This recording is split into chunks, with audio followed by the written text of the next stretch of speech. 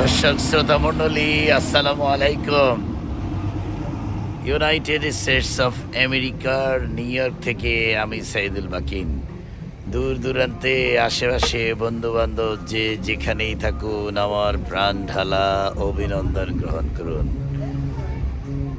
সত্যিকার অর্থে কোনো জিনিস সরাসরি আপনারা উপলব্ধি না করলে বা নিজেরা সেই পরিস্থিতির মুখোমুখি না হলে কোনো কিছুই আপনারা উপলব্ধি করা বা রিয়েলাইজেশনটুকু বোঝা অনেক কঠিন ব্যাপার। গত 15 দিন আগে যে তুষারপাত হয়েছিল, গতকালকে বিকাল থেকে আজকে 12:30 পর্যন্ত কন্টিনিউয়াসলি যে তুষারপাত হয়েছে, সেই তুষারপাত আজ আমি আপনাদেরকে দেখাচ্ছি। রাস্তাঘাটে বিন্দু পরিমাণ কোনো স্থান নেই যেখানে এক ফোঁটা জায়গা খালি রয়েছে যেখানে তুষারপাত হয়নি। অর্থাৎ আমার বাসার সামনে মিনিমাম 3 ফিট, কোথাও কোথাও 4 ফিট 5 ফিট পর্যন্ত হয়েছে। আপনি দেখেন প্রত্যেকটা গাছের কি অবস্থা, প্রত্যেক গাছের মধ্যে তুষার এমনভাবে আবৃত হয়ে ব্লক হয়ে আছে, মনে হয় যেন এটা একটি তুষারের গাছ। আপনি দেখুন এই যে গাছটি এমনভাবে রয়েছে, মনে হয় যেন ফুলের আকার ধারণ করেছে। আসলে তুষারপাতটা কি? এই তুষারপাতটা হলো বায়ুমণ্ডলের যখন জলীয় বাষ্প 0 ডিগ্রি সেন্টিগ্রেড তাপমাত্রা অথবা 32 ডিগ্রি ফারেনহাইটে হিমাঙ্কে নেমে যায়, যে তখনই এটা তুষারপাতটা উপরের থেকে নিপতিত হতে শুরু করে। আপনি দেখেন এই যে আমি দাঁড়িয়ে আছি আমার বাসার সামনে, কত রাস্তা থেকে কতটুকু উপর পর্যন্ত। অর্থাৎ এখন অনেকেই রাস্তার বাইরে এসে নিজস্ব বিভিন্ন মেশিন দিয়ে তার বাসা থেকে বের হওয়ার জন্য চেষ্টা করছেন। অর্থাৎ যারা বাসা থেকে বের হবেন, গাড়ি নিয়ে বের হবেন, নিজস্ব আঙ্গিকে নিজের প্রচেষ্টায় বিভিন্ন রকমের ইনস্ট্রুমেন্ট ব্যবহার করে বাসার সামনে গাড়িকে বের করার জন্য, অর্থাৎ সেই তুষারকে সরিয়ে নিচ্ছেন। এই তুষার না সরালে রাস্তায় হাঁটা পর্যন্ত আমাদের জন্য খুবই ডিফিকাল্ট হয়ে যাচ্ছে।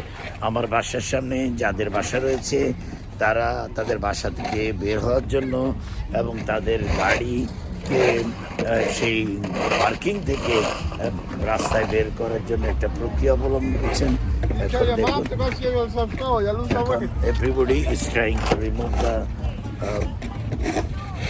their missiles from their area.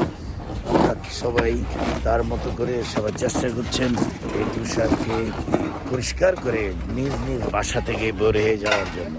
অর্থাৎ আপনি ভাবতে পারেন যে একটি, যেমন বাংলাদেশে যখন ঘূর্ণিঝড় হয় অথবা 10 নম্বর মহাবিপদ সংকেত হয়, তখন সেই ক্ষেত্রে একটি মানুষ সেই বিপদের মুখোমুখি হলে তখন বিভিন্ন টিম, আর্মি, নেভি, এয়ারফোর্স বিভিন্নভাবে চেষ্টা করে তাদেরকে সেখান থেকে রক্ষা করার জন্য এবং অন্যত্র সরিয়ে নেয়।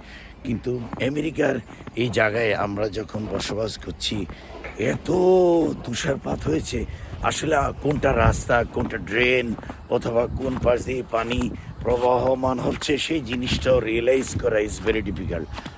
গতকালকে নিউ ইয়র্কের মেয়র জোরান মামদানি উনি ডিক্লেয়ার করেছেন আজ 12টা পর্যন্ত কেউ যেন তাদের বাসা থেকে বের না হয়। আসলে বাসা থেকে বের হয়ে কী করবে? এই মুহূর্তে আমি বিশেষ প্রয়োজনে বাসার নিচে বের হলাম, অর্থাৎ অবজার্ভ করা যে আসলে what happen and what is happening in this area. আজকে আমার ভীষণ কাজ ছিল, অফিসে যাওয়ার একটা জরুরি মিটিং ছিল, কিন্তু বাসা থেকে এই তুষারের কারণে বের হতে না পেরে আমি অফিসেও যেতে পারি নাই। বাংলাদেশে আপনারা অনেকে ভাবতে পারেন যে কখনো বাংলাদেশে কি তুষারপাত হয়েছিল? কখনোই বাংলাদেশে তুষারপাত হওয়ার পসিবিলিটি নেই, একটা কারণেই, কারণ বাংলাদেশে কখনো তাপমাত্রা 0 ডিগ্রি সেন্টিগ্রেড তাপমাত্রা নিচে নামে নাই। 2018 সালে বাংলাদেশে একবার তেঁতুলিয়াতে 2.6 ডিগ্রি সেন্টিগ্রেড তাপমাত্রা নেমেছিল, যখন সেখানে প্রচণ্ড ঠান্ডা হয়েছিল। অর্থাৎ আপনার যে স্থানে তুষারপাত হয় তুষার হতে হলে আপনার সেই জিনিসটা সমুদ্র পৃষ্ঠ থেকে অনেক উঁচু অবস্থান করতে হবে, আর তাপমাত্রা অলওয়েজ 0 ডিগ্রি থেকে নিচের দিকে নেমে যেতে হবে। আর আমাদের বাংলাদেশ সাধারণত সমতল ভূমিতে অবস্থান এবং সমুদ্র পৃষ্ঠের সঙ্গে রয়েছে, কিন্তু এটা যদি সমুদ্র পৃষ্ঠ থেকে অনেক উপরে থাকতো বা কোনো রকম পরিস্থিতি যদি কখনো সেই ক্ষেত্রে তৈরি হয়, হয়তো বাংলাদেশেও কোনো এক সময় তুষারপাত হতে পারে বা হওয়ার সম্ভাবনা রয়েছে। আজ একটা আসলে নিউ ইয়র্কের জন্য, অর্থাৎ আমেরিকার 3টে স্টেট নিউ ইয়র্ক, নিউ জার্সিতে এই এত বিপর্যয়, এই যে তুষারপাতের বিপর্যয় ঘটেছে, অর্থাৎ এটা এক ধরনের বিপর্যয়, যে বিপর্যয় কেটে উঠা আমাদের জন্য অনেক কঠিন এবং কষ্টদায়ক। আমি বাসা থেকে রওনা করেছি যে জায়গায় যেতে আমার 15 থেকে 20 মিনিট লাগার কথা, হয়তো আমি জানি না সেই স্থানে আমি কতক্ষণের মধ্যে পৌঁছতে পারবো, বাট আমি এখন বিশেষ প্রয়োজনে ঘরের কিছু কেনাকাটা দরকার। আসলে গত সপ্তাহে যে দুর্ঘটনা, এরকম আগের সপ্তাহে তুষারপাত হয়েছিল, তখন অনেক আগে থেকে অ্যালার্মিং ছিল, বাট সাডেনলি গত পরশুদিন রাত্রে বললো যে রোববার থেকে তুষারপাত শুরু হবে এবং সোমবার দুপুর 12টা পর্যন্ত তুষারপাত চলতে থাকবে। অর্থাৎ এইভাবে আমরা ভাবতেও পারি নাই যে এত বড় রকমের ঘটনা ঘটে যাবে।